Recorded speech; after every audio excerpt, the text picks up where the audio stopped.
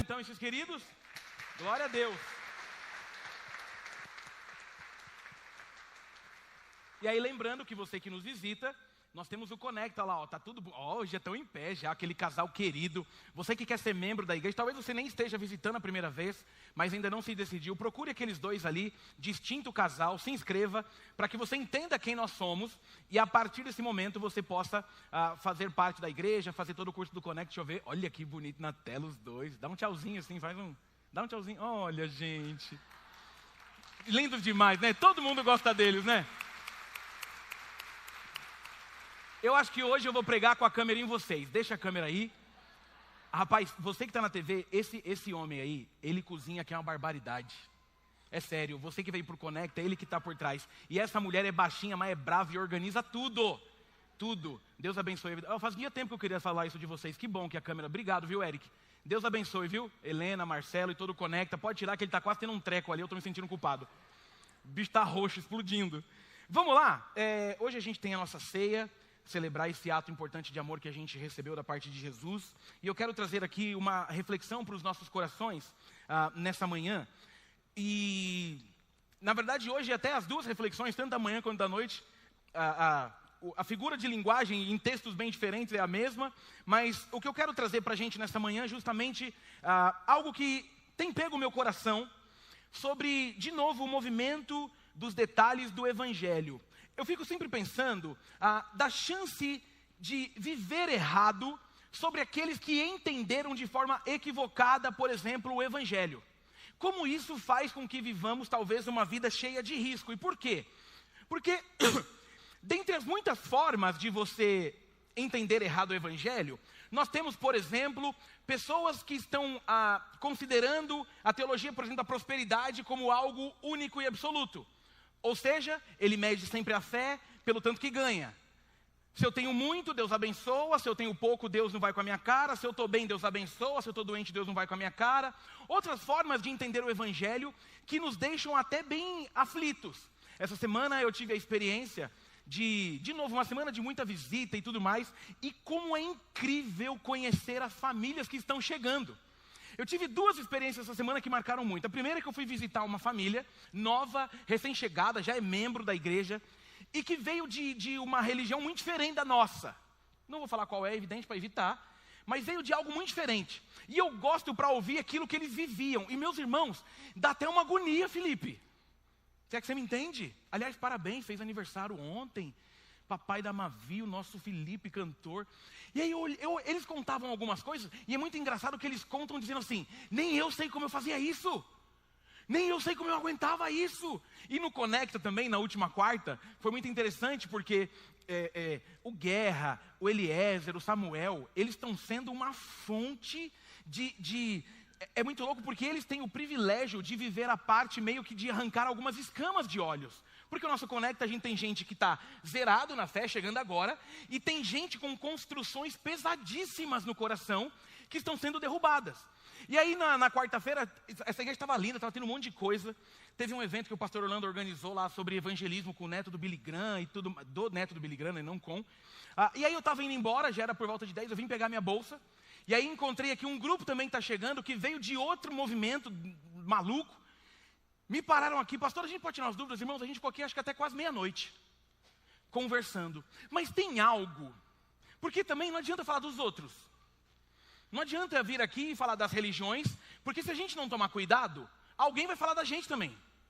E aí o que eu fiquei pensando é sobre esse movimento de gente que entendeu o Evangelho de forma tão errada, que ao invés de gerar uma humildade e um senso de servo, gerou uma arrogância. Uma arrogância no sentido de olhou para o cristianismo e para a forma que o atingiu, e aquilo meio que o colocou diante de um altar que não lhe pertence. E deve ser muito triste ser assim. E aí eu anotei até duas coisas na minha introdução sobre esse movimento de dificuldade de um crente que não compreende o Evangelho ipsis liter. como ele realmente é. A primeira é porque ele se acha tanto diante dos outros, ele tem uma soberba espiritual que gera uma prepotência totalmente contrária ao evangelho. Ou seja, ele usa a fé muito mais para ferir do que para somar. E aí, fique tranquilo, eu não vou entrar nos méritos do que aconteceu essa semana para evitar uma dor de cabeça, mas que dá vontade de pregar sobre comentário de crente diante de um caos, dá. Mas eu vou deixar passar, ou talvez em algum momento aqui eu não aguente e salte alguma coisa, mas como me deixa pasmo ver a arrogância e a prepotência, uma soberba espiritual, diante de morte. Para mim não importa de quem é a morte, como se nós fôssemos algo muito incrível. E aqui, antes que você fique assim, está defendendo o bandido? Não, eu sofro com a morte de qualquer pessoa que não conhece Jesus, irmão. Qualquer pessoa que morreu sem conhecer Jesus deveria doer na gente. Aí leva para casa. Esse seu discurso de leva para casa, o dia que for com a tua filha, desculpa dizer, é tão ignorante e tão antibíblico, porque, veja, olha que incrível, e eu falei que não ia entrar e já entrei, mas eu vou só fazer essa pincelada porque faz parte. Olha que incrível ser crente. Se você não tem Jesus, sendo o assassino ou um fofinho, a Bíblia diz que dá na mesma. Ok? Então, porque se você acredita que a salvação é por mérito, então esquece tudo que eu estou dizendo, mas esquece a Bíblia. Se salvação é por graça, não existe soberba no coração de um salvo, porque aquilo que ele recebeu não provém dele, mas vem do Senhor. Então Deus não te salvou para ficar rindo de quem vai para o inferno. Deus não te deu salvação para você usar frases ridículas. E aí eu fiquei sabendo que o Mateus até postou um vídeo e apanhou. Estou doido para ir lá ver o vídeo. E se apanhou, eu vou lá te defender como seu pastor, amigo, seu advogado fiel. Aleluia. De bandido bom, bandido morto, tal. Meu irmão, em nome de Jesus, leia mais a Bíblia. E não é para você me ouvir, não. Só leia a Bíblia. Na tua prerrogativa, Paulo seria morto e não seria quem ele foi. Tá bom? Então isso chama-se arrogância e soberba espiritual. Por quê? Por que a gente não analisa ao contrário a história? Rio de Janeiro, uma das cidades que mais tem igreja evangélica. Para quê? Tem uns famosos aí da mídia que as igrejas dele no Rio de Janeiro são gigantes. A minha pergunta é, para quê? Que efeito que tem essa desgraça? Fora que você sabe, se não sabe, está sabendo agora. O número de pastor envolvido com crime, você não imagina. Você não imagina. Eu já ouvi história de perto. Então, e eu já fui pastor de favela, então você vai ter que respeitar a minha fala. Eu sei o que eu estou dizendo. Eu batizei um cara, que foi uma das histórias mais incríveis, e o testemunho dele da profissão de fé foi assim: irmãos, eu era de outro estado, eu era o pior bandido da minha cidade. E olha até a coincidência. Um dia ele sofreu um cerco, e ele teve que correr para o meio do mato. E a polícia foi atrás dele e achou. E ele ali chegou e falou assim: acabou minha vida, me pegaram. E aí é muito louco, né? Porque tem formas de evangelismo. Quando a vida está para acabar, é um ótimo evangelismo. E ele disse que o policial estava com uma 12 e colocou a 12 na cara dele e falou assim: agora a gente te pegou. E aí ele começou a orar porque ele tinha uma mãe crente que não desistia dele. E na hora da oração ele falou assim: Senhor, se essa for a última chance, eu prometo que eu mude de vida. Aí disse que o policial falava assim: por que eu não consigo apertar esse gatilho? Eu te achei, ninguém vai saber que eu estou te matando. Aí disse que o policial olha para ele e fala assim: vai embora, mas se eu te pegar de novo, você vai ver. Eu batizei esse cara. Hoje é crente, está lá, vai lá na favela de Paraisópolis, ele está lá. Então, eu falei que não ia entrar, né, mas faz parte da introdução. Isso tem a ver com uma arrogância, uma prepotência espiritual, meu irmão. Diante de qualquer caos, tem hora que o nosso dever é orar e ficar quieto. Você não precisa ir na internet e ficar praguejando a vida de ninguém. Ora. Por quê? Porque por trás dessas histórias tem mãe chorando. E isso é defender bandido? Não. É porque eu acredito que Jesus muda até bandido. Porque ele mudou eu, um idiota. Ele muda.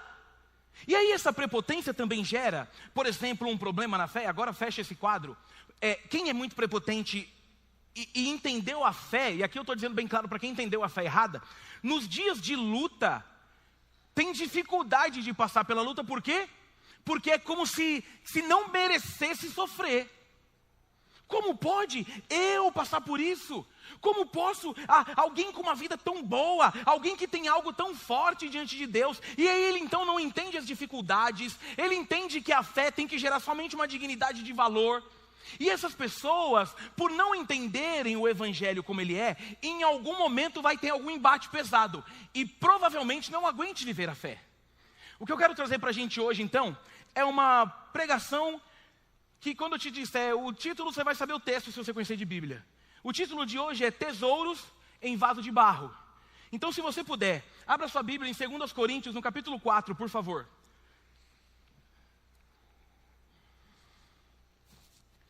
Segunda carta de Paulo aos Coríntios, no capítulo 4.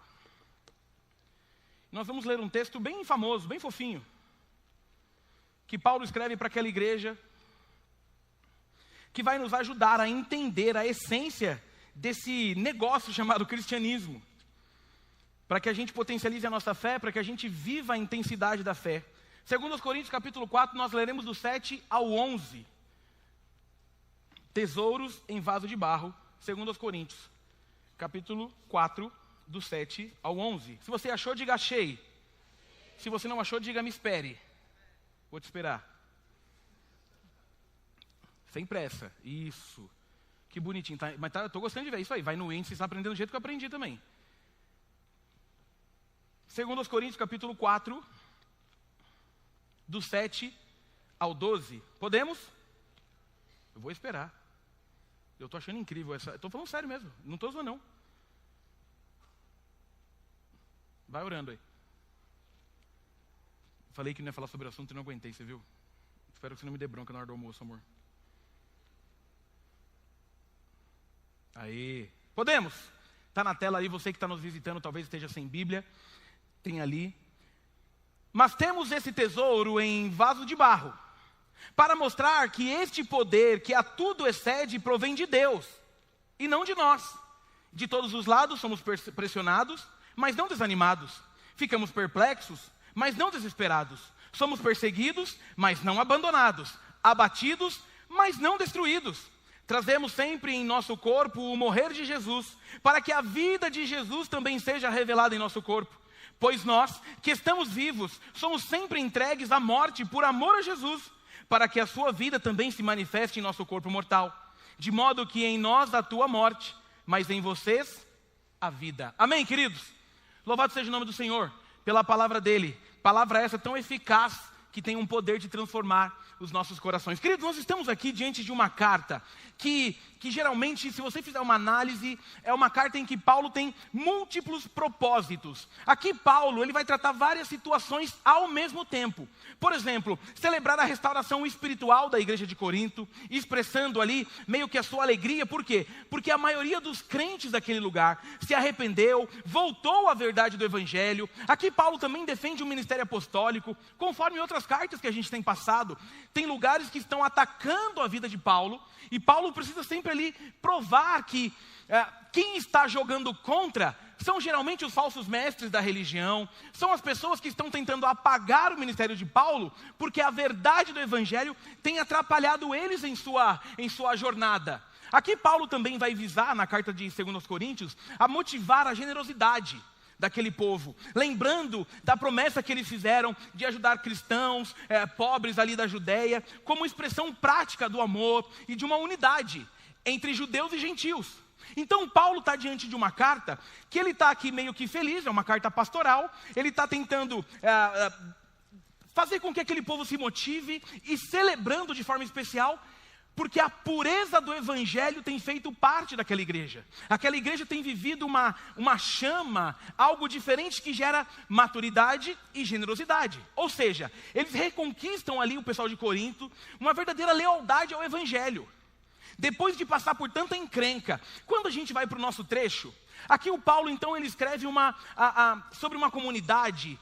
O que Paulo confronta era pessoas que valorizavam muito mais a aparência do que a força da fé.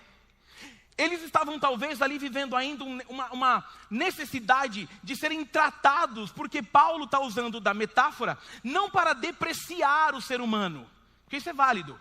Ele está tentando usar essa metáfora muito mais para mostrar que, quando nós reconhecemos a fraqueza que temos, aquilo que o Senhor gerou em nós exala. Ou seja, há um poder sobre aquilo, baseado no Evangelho de Jesus, que está dentro de nós, que faz com que nós vivamos algo de forma incrível. Ou seja, Paulo está deixando claro que Deus se manifesta de forma especial nas nossas fraquezas, naquilo que nós somos falhos, naquilo que nós temos de problema. Então o Paulo está incentivando aquele povo, nessa questão de ser como um vaso de barro, como alguém simples, frágil, quebrável, mas que carrega um tesouro, o tesouro mais precioso do universo, o poder do Evangelho, a salvação em Cristo Jesus. Então, em resumo, o que o Paulo está gerando sobre aquele povo? Uma maturidade espiritual, para entender a jornada, para tratar tanto a questão da arrogância, quanto a questão de entender que o processo da jornada não seria fácil, mas que aquilo que estava dentro deles era muito maior do que aquilo que eles eram. Ou seja, diante daquilo que somos, o poder de Cristo se revela em nós também em dia ruim.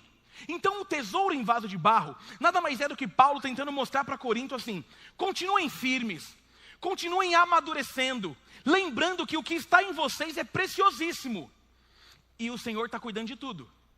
Nada mais é então do que uma chamada a uma fé que faz a diferença, olhando totalmente paradoxal, da forma que muita gente tem vivido. E aí você pode trazer para o nosso tempo, de uma fé que traz poderes para que a gente resolva tudo, sendo que o que o Senhor nos deu foi certeza de que Ele estará com a gente em tudo. Amém, queridos, até aqui? Então esse é o nosso resumo para você entender o que está acontecendo. É justamente nesse contraste entre o barro e a glória que a vida cristã ganha um verdadeiro sentido. Então eu quero tirar desse texto 3 verdades que vão nos ajudar a seguir a jornada, a tratar talvez essa arrogância, ou a talvez, mesmo que não seja arrogância, às vezes até uma coisa de se diminuir na fé, para que aquilo que Jesus fez possa ter um poder tão grande nas nossas vidas, e o efeito seja verdadeiro, e possamos viver a intensidade do reino. E a primeira coisa que eu quero deixar para você nessa manhã de ceia, nessa manhã de celebração, é que o tesouro, ele é eterno, mas o vaso é passageiro. O verso 7, irmãos, é um dos textos mais famosos, e a gente às vezes tem dificuldade de interpretá-lo. Temos esse tesouro em vaso de barro, para mostrar que esse poder, que tudo excede, provém de Deus, e não de nós. Ou seja, nós somos frágeis, mas carregamos algo imensamente valioso dentro de nós. O que o Paulo então nos lembra? Que não somos a mensagem, nós somos o mensageiro. E aqui tem uma coisa interessante. Veja, dentre essas falas de Paulo, como ela é uma carta bem pastoral, Paulo também visa preparar aqueles que viviam do ministério. A questão da mensagem que nós carregamos, irmãos, é importante você saber disso. Tem horas que nós estamos vivendo algumas fases onde Deus está moldando o nosso caráter. E aí, o processo de moldar caráter ele é muito complexo, principalmente para quem, por exemplo, quem canta, quem toca, quem cuida de ministério. E aí tem horas que a gente tem que tomar qual cuidado? Não, eu acho que eu vou procurar o Tiago, e eu não vou cantar, porque, não sei, tem área da minha vida que está difícil de mexer, e eu estou tentando e tal. Deixa eu te contar uma coisa. O que Paulo está dizendo é que por ser apenas um mensageiro e entender que a mensagem é uma verdade, nós não pregamos sobre nós pregamos sobre Jesus. O que é uma hipocrisia, para você entender? A hipocrisia nada mais é do que você pregar algo que você não acredita, que você não vive, mas que você tece como verdade. Diferente de áreas que Deus cuida do nosso coração, e você precisa entender. E quando você está falando sobre Ele, é porque a mensagem é dele, não é sua. O que Paulo então está trazendo para a gente nesse movimento, é que ele vai mostrar para a gente o evangelho precioso, poderoso e eterno está em nós. Mas nós mensageiros, somos frágeis, comuns, perecíveis, ou seja, o vaso pode quebrar, mas o tesouro permanece dentro e é aí que está a diferença. Logo, Deus escolhe usar instrumentos frágeis para que a glória do poder seja dele e não nossa. Tudo que fazemos de bom vem de Jesus. Tudo. Pegou? Então a maravilhosa vida do cristão nada mais é do que perceber que aquilo que foi gerado sobre ele glorifica o nome do Senhor. A mensagem é dele. Por isso que tem gente que fala assim: mas você está pregando isso aí, você já viveu? não é tudo que a gente pregou que a gente já viveu. Concorda? Tem coisas que a gente prega porque está na palavra. Agora, você já viveu todos os testemunhos que estão aqui? Não. Você prega sobre o poder da ressurreição que há em Cristo. Você já ressuscitou? Sim ou não? Se for sim, pode continuar. Vem aqui dar o testemunho que eu quero ouvir. Não. Então nós precisamos entender em nome de Jesus que há algo precioso da parte de Deus dentro de nós. Paulo está nos lembrando que o valor do vaso em si não é nada, mas o que ele traz é incrível. E quando o vaso tenta roubar a glória do tesouro que está em si, anote, geralmente o culto, a vida se torna vazia. Meu irmão, em nome de Jesus, eu não sei quanto tempo a gente vai ficar junto, quanto tempo você vai ficar nessa igreja, quanto tempo, eu não sei nada. Mas em nome de Jesus, aprenda uma coisa, e se você aprender isso, já valeu o tempo que a gente viveu junto. Tudo que tenta ser maior do que o Senhor, desconfie. Tudo que tenta ser maior que o Senhor, desconfie não, fuja. Por exemplo, e tem detalhes, tá bom? Se pessoas se acham tanto ao ponto de dizer, faça isso, não faça aquilo, e se você não fizer, você está perdido, isso não tem a ver com Bíblia. Por quê? Porque quem rege as nossas escolhas é o Senhor. Por isso que o Tiago já cantou aqui, a gente vem falando, ser cheio do Espírito Santo não é para você andar sobre as águas e fazer sinais e maravilhas. Ou melhor, mas sinais e maravilhas são um coração obediente que faz aquilo que o Senhor quer, na hora que o Senhor quer, do jeito que o Senhor quer. A própria autoridade. Eu não gosto de evangelizar, eu já falei isso, vou repetir. Crente não tem opção de gostar de evangelizar. Todo crente deve ser um evangelista. Todo crente deve representar Jesus. Mas pastor, eu tenho vergonha. Peça a autoridade do Espírito Santo. Essa é a nossa fragilidade. É de perceber que tem coisas que só viveremos porque procede do Senhor. E aí, tem uma fala do Calvino que eu acho muito louca. O Calvino diz assim, a excelência do poder pertence a Deus. Se dependesse de nós, tudo pereceria. Ele quer que a fraqueza do homem seja o teatro da sua glória. Eita glória, agora a gente ficou pentecostal. A nossa fraqueza é o teatro daquilo que ele faz, irmão. Você tem você é líder, você tem essas brisas também na sua cabeça? Eu falei aqui recentemente que eu tive uma crise existencial, porque eu não entendo por que eu estou aqui. Você tem essas crises? Minha vida não tem nada a ver com esse negócio, eu já falei isso várias vezes. Meu irmão, se você olhar para o meu passado e olhar para o meu presente, você fala assim, o que está fazendo aí? Só Deus explica. Olha que doideira. Onde era para eu estar agora? Sendo sincero, soltando pipa. Eu vou na rua da minha mãe que eu morei, os moleques que jogavam bola comigo estão soltando pipa. Aí eu falo, meu Deus. E não é assim, não tem problema com soltar pipa, tá bom? Só que às vezes eu estou lá quarta-feira à tarde, os caras estão lá. Quarta à tarde? Pipa? Eu podia estar, talvez, fumando muita maconha. Eu jogava bola com os noia. A maconha passou aqui, eu amava o cheiro dela. Você gosta de cheiro de maconha? Nunca sentiu, né? Amém. Eu já cheguei perto. Não vai atrás do cheiro. 2 cheiros que eu acho incrível, maconha e gasolina. Você também gosta? Não é legal o cheiro? Se alguém inventar um perfume, pode ser que eu compre. Cannabis Sport.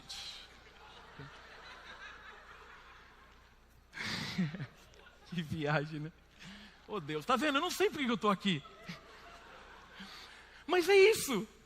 O que o Calvino está ensinando para a gente então? Que aquilo que nós somos enquanto vaso frágil evidencia o tesouro que está dentro de nós. Então você não veja só o que eu vou te dizer agora. Você não evidencia Deus porque você se acha uma pessoa de fé. Você evidencia Deus por reconhecer que você é uma pessoa de fé. E esse reconhecimento faz com que você fique num lugar onde Ele é glorificado e exaltado. Onde Ele é conhecido. Então o tesouro, o que está dentro do vaso, mostra que o poder está no tesouro e não no vaso. Porque nós não prestamos. E aí, o valor da sua vida, ele não está na sua aparência. Mas o tesouro que você carrega, é nele que está. Cristo em você é a esperança da glória. E o restante é fuleiragem gospel, irmão. Então nós somos esse vaso que carrega uma mensagem preciosa. Jesus veio para salvar o mundo.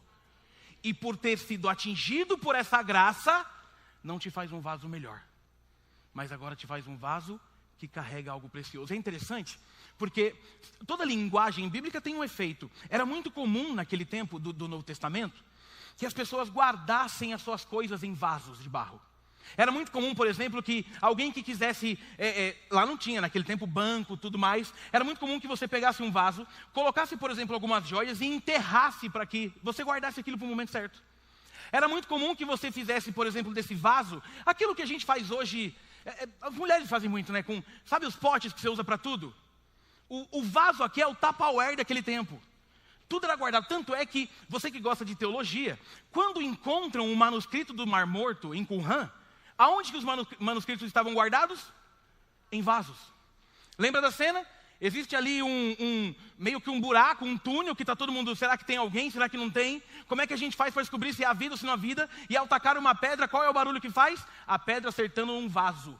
E quando eles vão ver, os manuscritos estão ali mantidos dentro de um vaso. Ou seja, o que ele está dizendo é uma linguagem própria. Aquilo que você carrega é o que vale, e não o pote que é descartável. Porque naquele tempo, um pote quando quebrava, ia para o lixo. Então, em nome de Jesus, que não haja soberba naqueles que entenderam que carregam uma mensagem preciosa, mas não são nada, a não ser alguém alcançado pela graça de Jesus. Amém, queridos? Segunda coisa para essa manhã, é que a fragilidade humana, ela escancara o poder divino.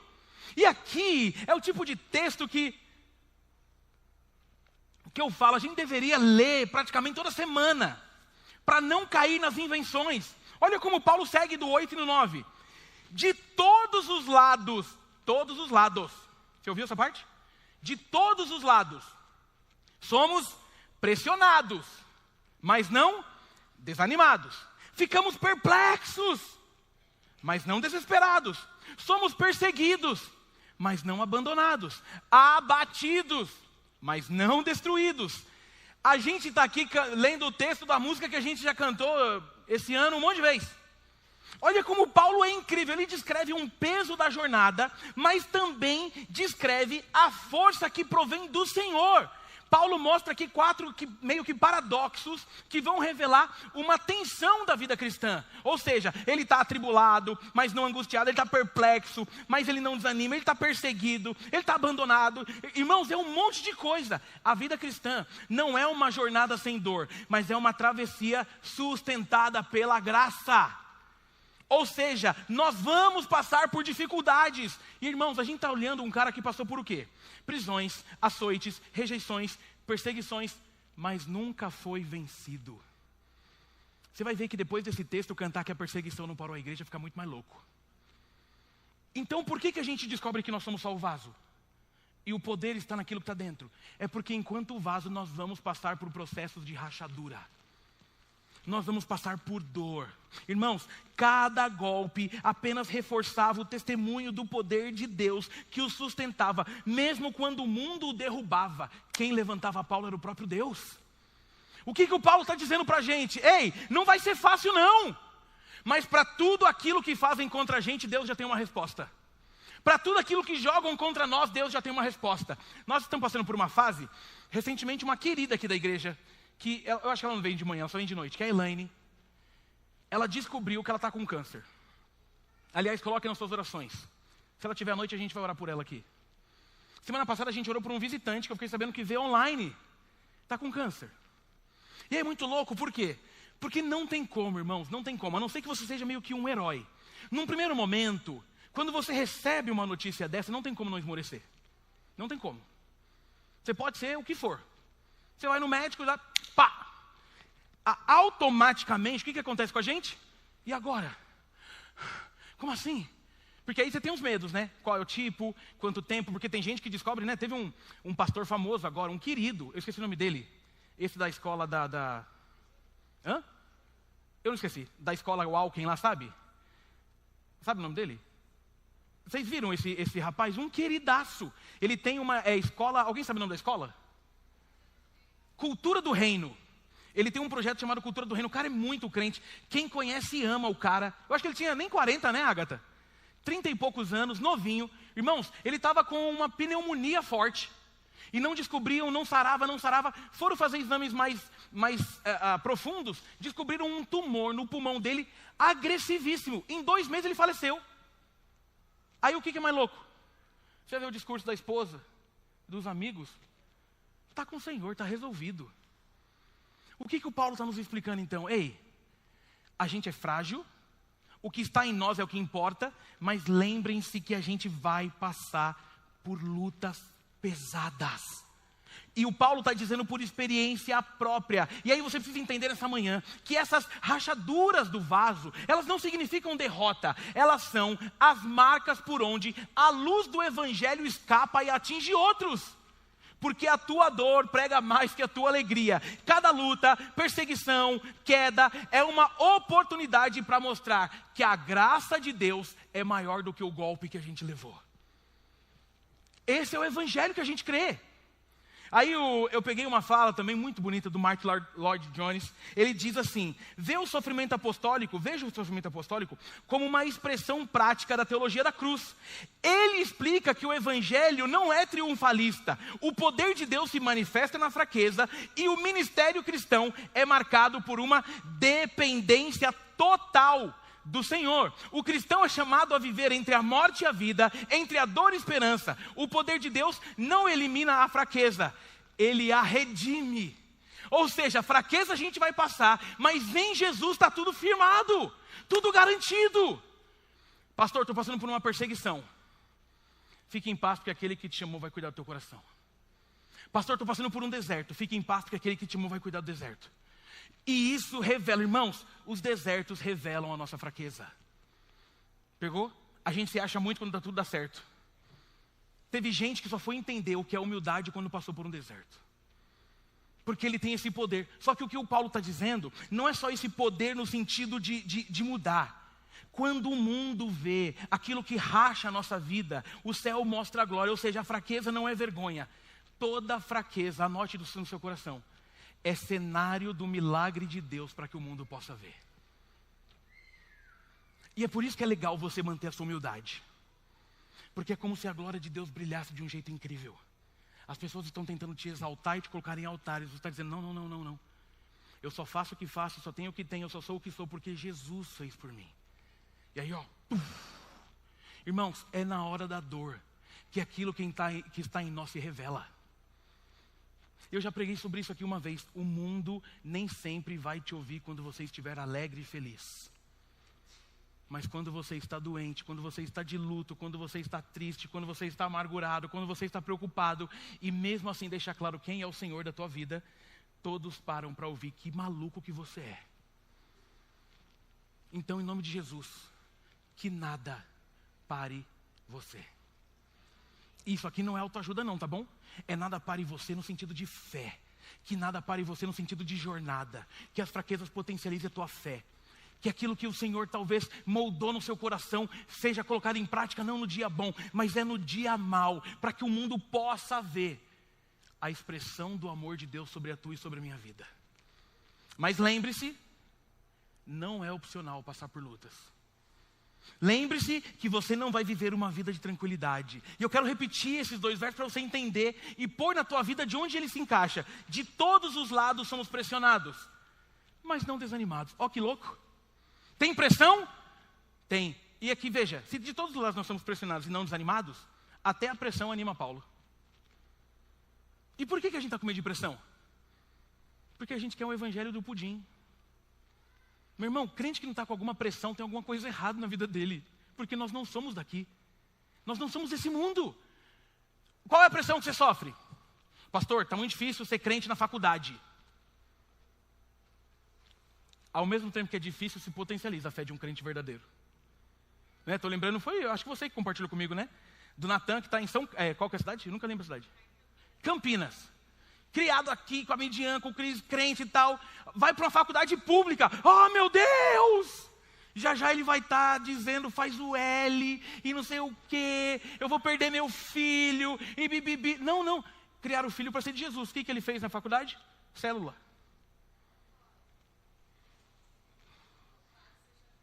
Pressionado? É aqui que tem pressão? Pressão me anima. Bora. célula. Imagina que louco. É sério, ser crente só não é legal para quem não entendeu o evangelho. Todo mundo dizendo, cuidado lá, hein? Cuidado, hein? Não vai ir. Porque eu acho que até o pai deve imaginar assim, meu Deus, como vai ser a primeira volta do filho, né? Aí já imagina ele voltando com a franja nos olhos. Eu ia falar a cor da camiseta, mas é melhor evitar. Mas uma camiseta de uma cor que geralmente o crente não gosta. Dizendo, mãe, nós somos a revolução. E a partir de agora, mãe, Jesus é tão bom que não existe inferno. Mãe, ser de Jesus é tão fofinho. Aliás, mãe, eu trouxe o uísque para a gente celebrar Jesus. Você imagina... Não, agora entre nós aqui, mais velho de PBG. Vocês imaginam o Natan fazendo isso com a Midian? Assim, Natan, você foi muito sábio. Eu imagino a Midian orando e o uísque quebrando a garrafa. Eu vou abrir esse uísque na oração. Vaza aí o uísque, pá, tipo a tampa aqui. Você viu que a tampa, hoje tá poderoso o culto. E não foi o espírito, foi o Dani. Ele nem percebeu. Ele deu uma nota final que a tampa voou. Voou. Ainda bem que nós somos batistas. Porque se não fosse, irmão, o manto estava comendo até agora para descobrir quem que empurrou a tampa. Tava ou não tava? Então percebe, olha o que o texto está dizendo. Nós somos pressionados, mas nós não desanimamos. Ou seja, ser pressionado anima. E olha por que ser pressionado anima. Porque só há pressão aonde o evangelho talvez não seja bem-vindo. Se ele não é bem-vindo, ali é o nosso campo. Agora não, a gente quer ser crente e viver com crente. Meu irmão, eu já falei isso aqui, eu já falei isso por Orlando, pro Thiago. Às vezes a gente sofre, porque a nossa vida é totalmente na igreja. E eu gosto do que não presta. Não que a gente preste, mas eu gosto dos difíceis. Aí tem semana que é visitar os irmãos, pregar aqui, reunião com o Thiago, reunião com o Orlando. Eu fico assim, meu Deus. Nenhum ateu, nenhum nada na minha vida, nenhum revolucionário no meu caminho pra gente bater um papo. Nenhum nada. Agora não, a gente é pressionado e geralmente a gente fica assim, ai Senhor, será que o Senhor se esqueceu de mim? Meu irmão, é você que esqueceu da palavra dele. E a pressão nos anima. Aí o Paulo continua, eu quero insistir nisso aqui para você não ficar zoado. Ficamos perplexos. O que é ficar perplexo? É quando você vê o que está acontecendo e fala assim, Jesus amado. A sensação da perplexidade é aquela coisa que meio que te assusta, sabe? Você olha e fala assim, vixe, mas não desesperados. E por que a gente fica perplexo, mas não desespera? Porque nada, absolutamente nada, foge do controle do Senhor. Nada. O caos na Europa, o Senhor está no controle.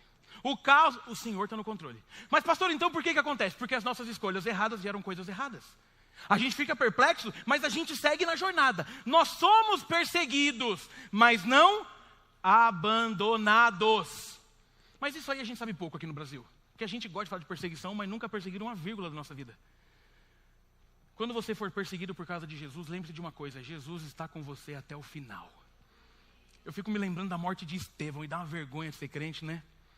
Os caras estão apedrejando, o cara estão matando. O Estevão tá nem... Ele tá aí... Cara... Ai, que da hora! É que nem esses caras aí que morrem perseguidos e a gente às vezes nem ora. Tem histórias de pessoas que morreram enterradas vivas. E sabe o que eles faziam enquanto jogavam terra? Cantavam. Deve dar uma raiva de quem está matando, não deve? Ah, vai morrer e tal. Aí os caras lá... como foi a música de hoje? Girê, né? Imagina, o cara jogando a pá de terra e lá... Temer porque... Se eu estou... Os caras assim... Lazarento... Guardado por... Ai, caiu no meu olho ali. Pode jogar mais. Nunca perdeu batalha. E vai cantar. Porque a gente nunca está só. Essa é a vantagem. Irmãos, escute. Por que existe vantagem na fragilidade? Porque se dependesse da nossa força, a gente já estaria derrotado. Mas como depende da força dele, a vitória está garantida para nós. E a nossa fé não esmorece. E aí ele termina. Abatidos... mas não destruídos. Jesus amado.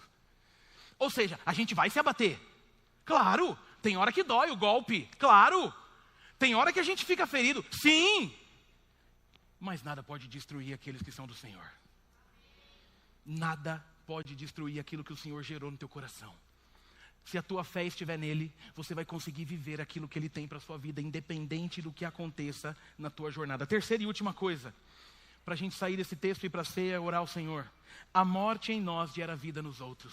E aqui você vai terminar do 10 ao 12, e aí o Paulo, ele fecha com uma chave de ouro dizendo: trazemos sempre em nosso corpo o morrer de Jesus, para que a vida de Jesus também seja revelada em nosso corpo. Pois nós, que estamos vivos, somos sempre entregues à morte, por amor a Jesus, para que a sua vida também se manifeste em nosso corpo mortal. De modo que em nós atua a morte, mas em vocês a vida. E aqui Paulo, então, ele entende que seguir a Cristo nada mais é do que carregar a sua cruz diariamente. Ele sofre, mas sabe que cada dor produz vida em alguém. Ou seja, a morte de Jesus age nele, para que a vida de Jesus alcance outros. E a entrega de um servo gera renascimento de muitos.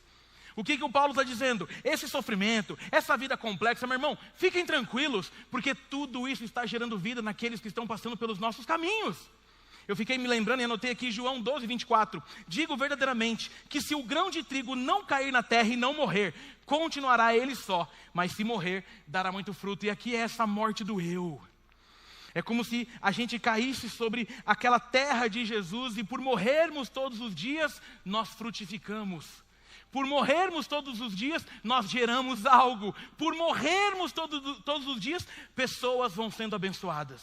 R.C. Sproul disse desse texto que, com a manifestação do paradoxo reformado da graça eficaz, Deus não escolhe os fortes, mas os indignos. Aleluia! Ele escolhe os tranqueiras. Ele usa o sofrimento dos seus filhos para demonstrar a glória da sua graça e não o mérito dos seus servos. Não há mérito, mas a graça de Deus em nós. O mundo vê e fica perplexo com aquilo que está sendo feito. Em resumo, em Cristo, todas as vezes que morremos para o nosso eu, temos grandes chances de gerar uma semente de vida plantada no coração daquele que nos cercam. Esse carregar a nossa cruz, que para muitos já ficou de lado, o importante é fazer o que eu quero, aquilo que eu acho. Nós não entendemos que ao carregar a nossa cruz, ao vivermos para o Senhor, as pessoas vão recebendo vida por onde a gente passa. Eu morro todos os dias para o meu eu, para que a pessoa de Jesus seja evidenciada em mim. E as pessoas ao meu redor vão sendo atingidas. Eu carrego a minha cruz não só para honrar ao Senhor, mas por perceber que honrando Ele, outras pessoas conhecem quem Ele é. Mas por perceber que a minha fé, por estar firmada em Jesus, pessoas vão conhecer o Jesus que eu sirvo. Então a gente vai morrendo todos os dias em Jesus, para que outros possam viver. É por isso que o Evangelho não é sobre poder e sucesso no sentido de dinheiro e fama. O Evangelho nada mais é do que a entrega de um povo em prol de uma missão maravilhosa para que outros se acheguem a Jesus. Não é sobre o que eu sou, não é sobre o que eu tenho, é sobre o que Ele gerou em mim para que o nome dEle seja cada dia mais conhecido. Irmãos, até as nossas dores pregam a quem a gente serve. As nossas alegrias, o nosso levar a cruz, nada mais é do que mostrar que tem um Deus sobre a nossa jornada, sobre a nossa história, sobre a nossa vida. E assim o nome dele vai sendo conhecido de dia em dia. Hoje a gente vai celebrar aquilo que foi feito por nós um dia e que mudou a nossa história através da morte. E se foi por mim que ele morreu, nada mais legal do que ser por ele que eu quero viver e entregar a minha vida todos os dias. Não para que eu seja de sucesso, mas para que outros sejam alcançados e essa obra redentora não pare. E eu vou vendo o privilégio de ser esse vaso frágil, zoado, mas que tem dentro de mim um tesouro, que é a palavra do Eterno, que tem poder para transformar todas as histórias que Jesus encontrar, inclusive a de bandidos, inclusive a de empresários ladrões, inclusive a de pessoas que amam comprar coisa falsificada, mas diz que bandido bom é bandido morto. Jesus muda esses também. O poder está nele, não em nós. Por isso que não há soberba, há humildade. Por isso que nós entendemos, é tudo sobre Jesus. Amém, queridos? Quero concluir essa pregação dizendo que esse nosso Deus soberano, Ele escolhe nós, vasos frágeis, para cumprir seus planos eternos. A glória é dele, nós somos apenas um instrumento, o Evangelho é o tesouro, a graça é suficiente, o sofrimento não anula o poder, o sofrimento revela o poder. Senhor, eu estou passando por uma dor, o seu poder falhou. Não. É agora que vai ser revelado o poder dele. É sobre a dor, é sobre a tristeza, é sobre o dia mau, é sobre o deserto. E eu encerro te lembrando que Deus escolheu para esses vasos que são simples, nós, pessoas comuns. Alguns improváveis, outros que foram criados num caminho que talvez resultasse nisso, mas que nos unimos para que o tesouro alcance novos vasos e mais pessoas cheguem à salvação que há em Cristo Jesus. Amém, queridos? Pode fechar seus olhos, eu quero orar por você nessa manhã em nome de Jesus.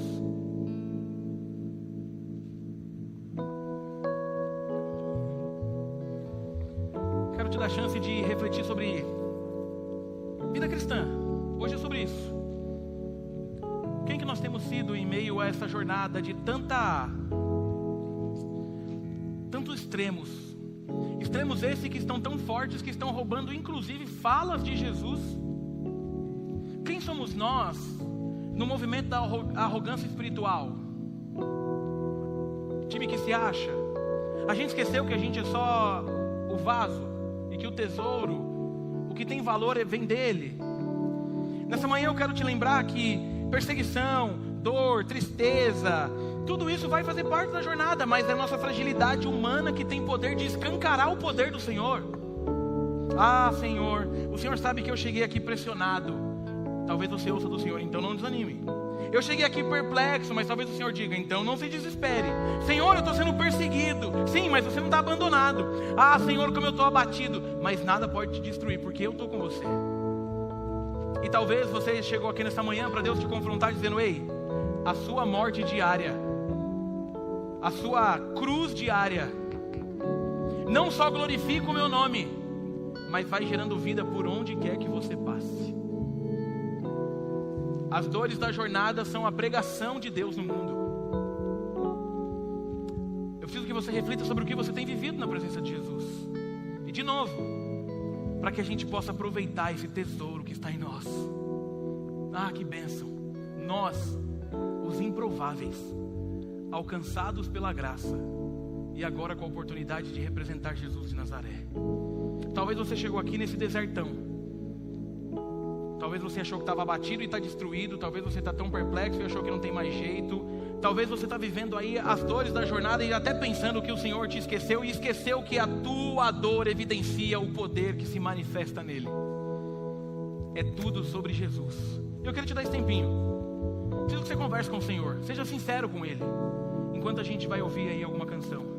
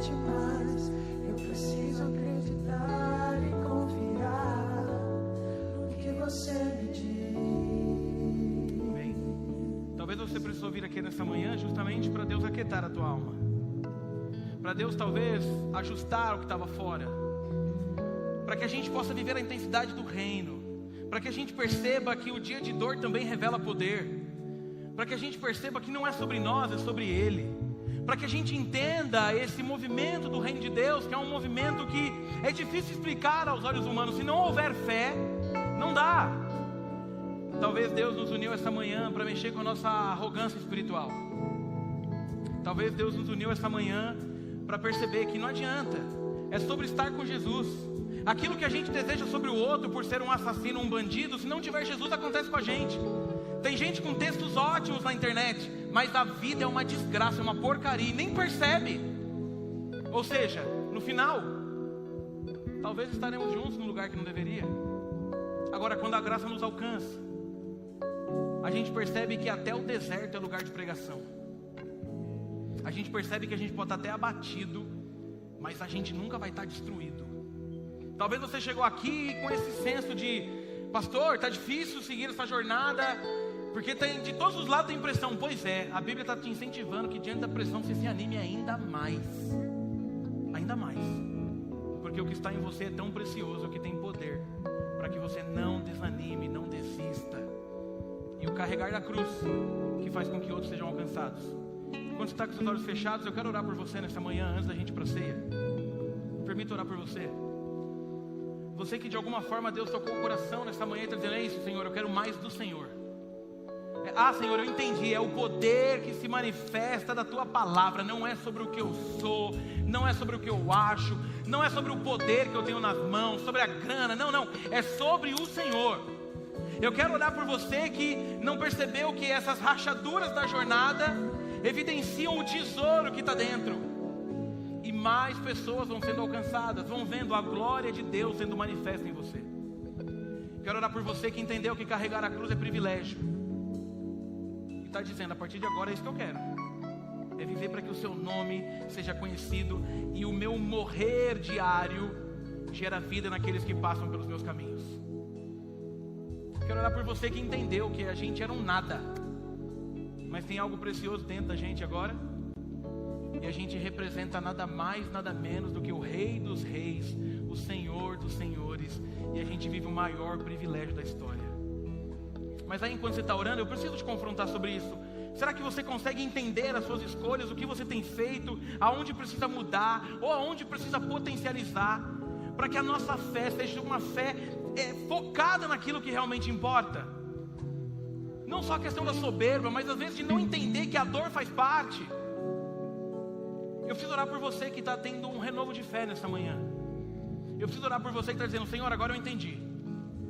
Eu entendi que é tudo sobre o Senhor, que não há poder nenhum em mim. Eu entendi que as minhas dores te glorificam. Eu entendi que a minha vida, ser esse vaso de barro, é um palco da Tua glória, da Tua graça. Eu entendi, Jesus. Eu entendi que carregar a minha cruz é como se eu morresse para que outros possam viver. É isso, Jesus. Se você estiver fazendo qualquer uma dessas orações, ou se reaproximando do Senhor, não precisa abrir seu olho não. Mas eu queria que você levantasse a sua mão, porque eu vou orar por você nessa manhã. Tem alguém fazendo alguma dessas orações? Amém, pode abaixar, já vi, pode abaixar, já vi, pode abaixar. Mais alguém? A gente tem ceia, hoje não posso demorar muito não, senão vocês ficam com raiva de mim e eu atrapalho o seu almoço. Está colocando a fé no lugar certo? Está diminuindo a soberba? Ou está entendendo que o deserto faz parte do cuidado de Deus? Mais alguém? Eu vou orar por você, levante uma de suas mãos. Amém. Amém. Vamos ficar de pé? Não vou pedir para ninguém vir na frente hoje não. Dá para repetir a Jirê? Eu gostei muito dela. É Jirê, né? Jirê. Dá para repetir? Enquanto o pessoal da ceia sobe, eu queria que você cantasse essa música agora com isso no coração. Ouve aí, até o pessoal se posicionando. Não precisa ser ela inteira não, mas canta aí. A hora que eu pedir para parar, vocês param. Vamos cantar? Cante essa música ao Senhor enquanto a gente se prepara para viver agora a ceia do Senhor nesse momento.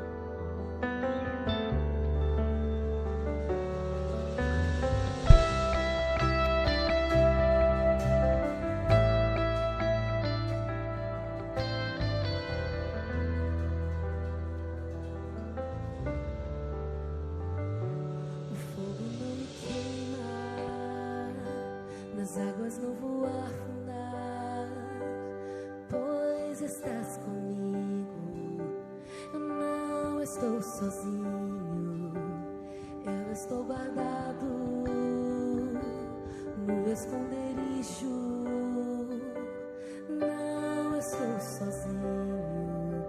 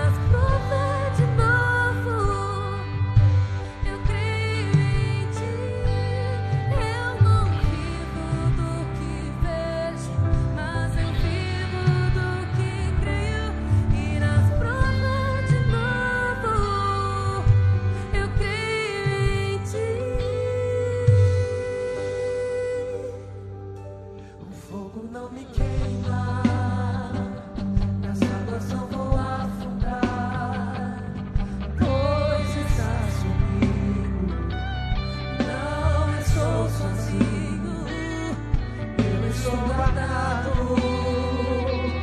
no esconderijo. Eu não estou sozinho, tu estás comigo.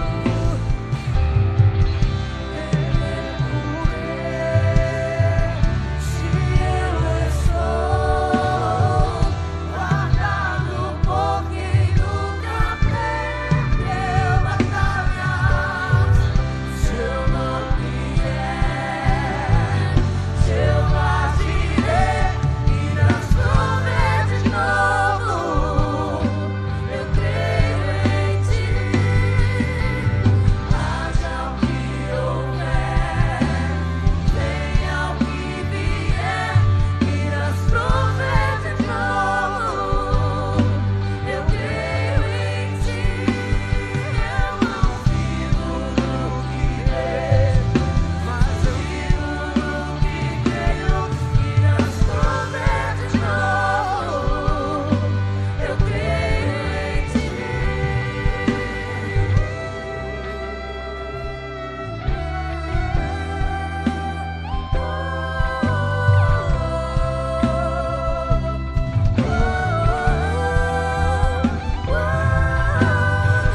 A tempestade e o vento forte não vão roubar a minha fé em ti, meu Deus. A tempestade e o vento forte não vão roubar a minha fé em ti, meu Deus. A tempestade e o vento forte não vão roubar a minha fé em ti, meu Deus. A tempestade e o vento forte não vão roubar a minha fé em ti, meu Deus. Em ti, meu Deus. Em ti, meu